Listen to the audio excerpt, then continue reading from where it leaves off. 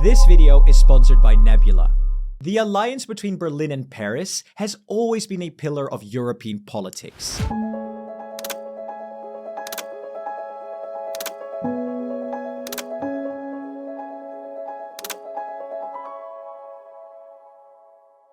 But under Olaf Scholz and Emmanuel Macron, things got a little frosty. Now Friedrich Merz wants to hit the refresh button. I'm very close to Emmanuel Macron and we are meeting regularly. There's plenty to discuss.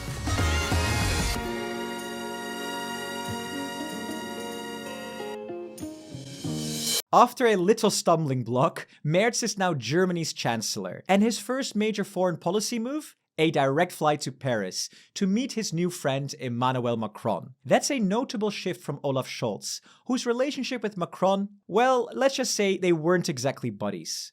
So with Merz at the helm, the big question is, will he and Macron actually get along? And that's why we've broken it down. 3 key areas where Merz and Macron will likely align through common interest, and 2 areas where sparks could fly due to diverging interests. Let's start with where they agree. And first up is the changing relationship with the United States. Germany's habit of looking to Washington on big foreign policy decisions has long been a thorn in Macron's side. France, sticking to its Gaullist roots, has always been wary of relying too much on the US. Macron kept close ties with both Trump and Biden, but his message has always been consistent. Europe needs to stand on its own 2 feet. And now, with Merz in power, France might finally have a real ally in Berlin. Für mich wird absolute Priorität haben, so schnell wie möglich Europa so zu stärken, dass wir Schritt für Schritt auch wirklich Unabhängigkeit erreichen von den USA.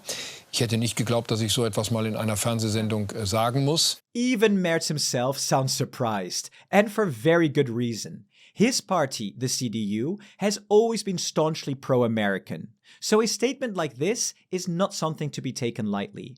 But it's exactly what Macron has been waiting to hear. With Merz, that goal of an independent Europe suddenly feels within reach. Both leaders are firmly pro-EU, but they also want change in Brussels. They're aligned on cutting EU red tape, creating a new savings and investment union, and updating competition rules to make it easier to build so-called European champions. And geopolitically, Merz even echoes Macron's idea of a multi-speed Europe, one that welcomes waiting countries without stalling the entire Union. Wir müssen uns etwas einfallen lassen, dass wir diese scharfe Unterscheidung zwischen ganz draußen oder ganz drin überwinden und etwas schaffen, was sozusagen den Weg hin zur Vollmitgliedschaft eröffnet, Möglichkeiten verschafft, teilzunehmen, etwa an Teilen des europäischen Binnenmarkts. But of course, the real elephant in the room, and closely tied to the question of autonomy from the US, is European security and defense.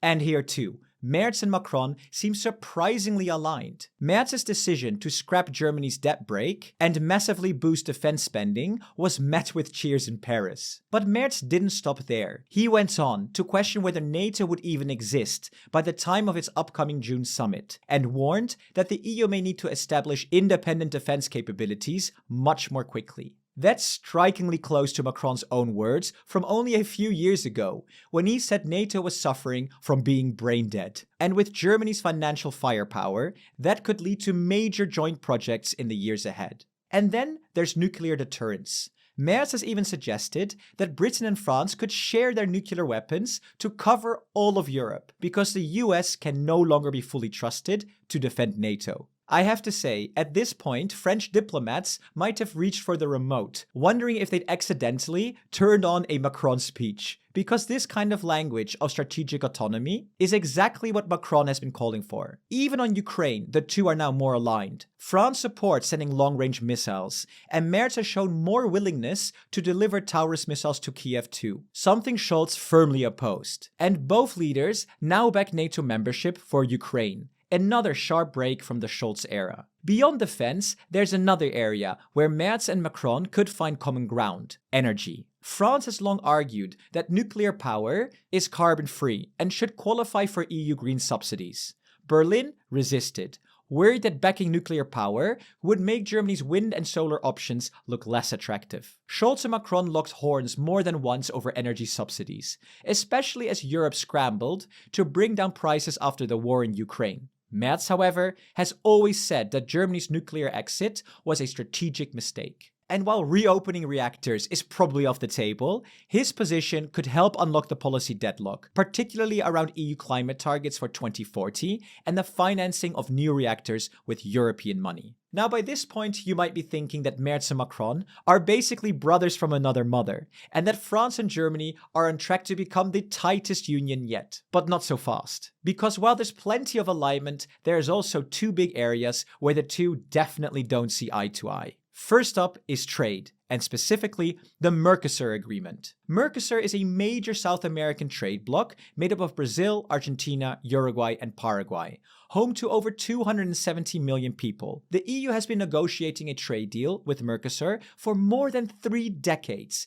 and it was finally sealed in 2024. But it still needs formal approval from a qualified majority of EU countries and a majority in the European Parliament. And this is where things get rather tense, because in France this deal is hugely unpopular. Critics argue it would give Latin American farmers an unfair edge, since production standards are much stricter here in Europe, especially when it comes to beef imports. Allowing cheaper Latin American beef could undercut European producers and reignite the anger of French farmers. Pushing it through now could trigger another farmers' revolt and pour more fuel on the fire of France's already surging far right. We've actually made a full video on this, linked above if you want a deep dive. But in Germany, the mood couldn't be more different. Merz sees this new trade deal as a key part of reviving Germany's sluggish economy, and Mercosur is right at the top of his inbox. He wants it ratified fast. So, if France manages to pull together a blocking minority, it could derail the Franco-German engine once again. And then there's the second big sticking point: shared EU debt. You see, while both Merz and Macron want to boost Europe's competitiveness and defense spending, they don't agree on how to pay for it. Macron will keep pushing for joint borrowing at the EU level, but Germany? Not so fast. Now that Berlin is loosening the purse strings at home, it's even less enthusiastic about doing the same with other EU countries.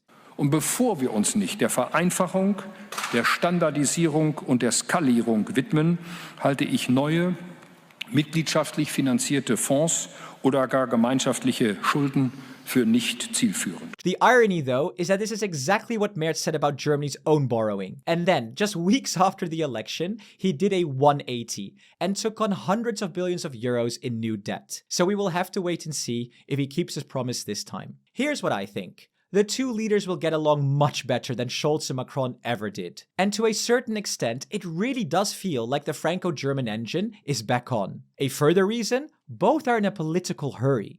Macron's mandate ends in just 2 years, and Merz is eager to prove that Germany is back in Europe. And while those two obstacles, trade and debt, are significant, I think they're manageable. There are already signs that the French government might be shifting on Mercosur, especially with Trump threatening new tariffs on EU goods. With the right concessions, France might even support the deal. And who knows, maybe a similar compromise is possible on shared debt. After all, Merz doesn't seem quite as opposed to borrowing as he once claimed. Bottom line, I think there's real potential for progress in the next couple of years. Across Europe, we're seeing like-minded leaders at the helm. Macron, Merz, Tusk, Sanchez, who interestingly just called for a European army, and even Meloni in Italy, who Merz may find common ground with on tougher migration policies. So yes, I'm hoping for real progress, especially on European autonomy, something we've been calling for years. And let's not forget, this is also incredibly important for Ukraine, and a strong European alliance between Merz and Macron could bring clarity and support. You see, the war in Ukraine is something I've been following super closely. I genuinely believe its outcome will be pivotal for the future of Europe. And every month, one of my favorite creators, Real Life Lore, delivers incredible breakdowns of global events, with Ukraine always playing a pivotal role. I especially love his series War Room, which covers global conflicts with new episodes every month. The April episode really stood out. It explained in detail how Russian forces, with help of North Koreans, managed to push Ukrainians out of Kursk. The advancement also put roughly 3/4 of the around 10,000 Ukrainian troops, including thousands of Ukraine's most elite soldiers present in Kursk, at a major risk of encirclement and nearly split them in two, leading to growing calls within the Ukrainian armed forces to pull out from Kursk and cut their losses. Honestly, I had no idea how close Ukraine came to losing some of its most battle-hardened and experienced special units.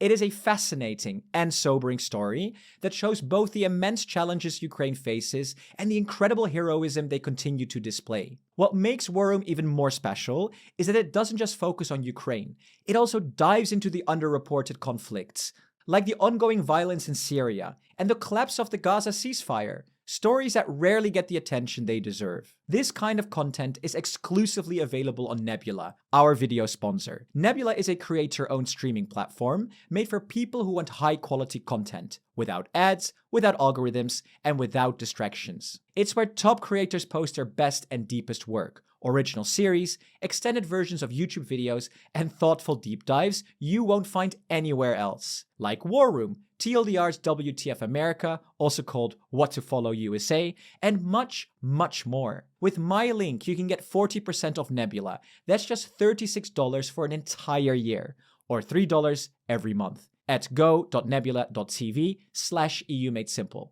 So watch War Room now and enjoy my videos ad-free, and dive into some of the best and thoughtful content out there. Thank you so much for watching the video, and a massive shout out to our presidents, Jan Schauke, Christian Peter, AGVD, BJ Unite Europe, Stefan, and Mr. Probot. See you in the next video.